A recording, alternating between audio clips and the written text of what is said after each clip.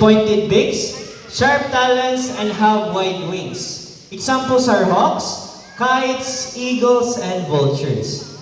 Now I need the cooperation of everyone, so please sit down, turn off the flashes of your phones, and do not try to reach out these birds.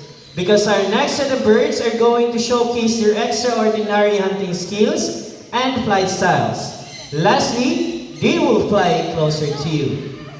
Now again, just please sit down and enjoy the show. Alright, so we're all set and ready? Now ladies and gentlemen, put your hands together to our snatching prey of light, our Bermudian named Glider. So Bermudian, they have a white plumage from its head down to its underparts, and the rest of its color are striking chestnut brown. So this bird, it can live in the wild up to 30 to 40 years. Again, you can take pictures or videos, just do not try to use flash on your phones.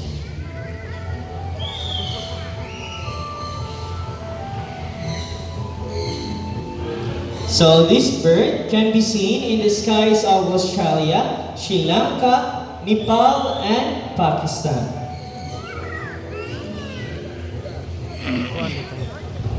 Ang rin, nakabuhay na ito gikan sa sobro. Nakapanaw. Baso.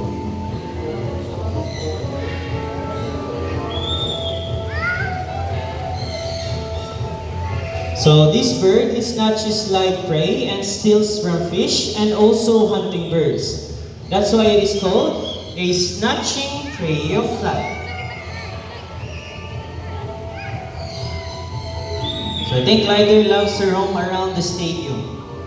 Again, you can take pictures or videos, just do not try to touch this bird. Ay, mahigit siya.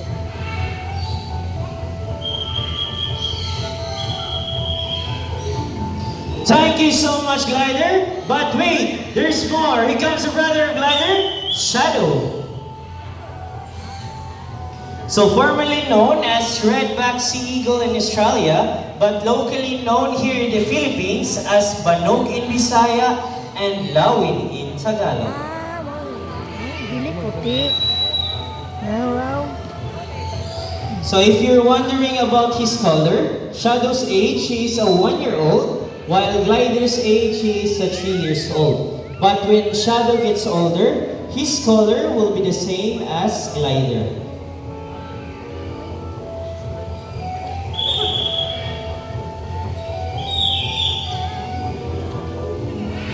Again, their lifespan, they can live up to 30 to 40 years.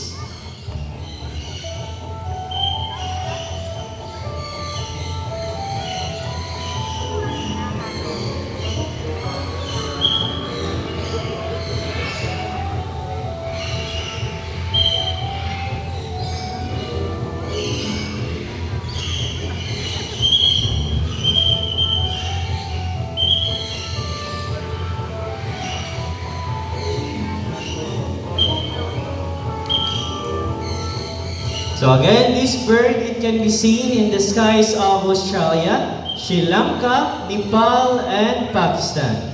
So a round of applause to our snatching prey of flight, our Bermudian named Shadow and Glider. Now our next bird we have is a diurnal type of bird.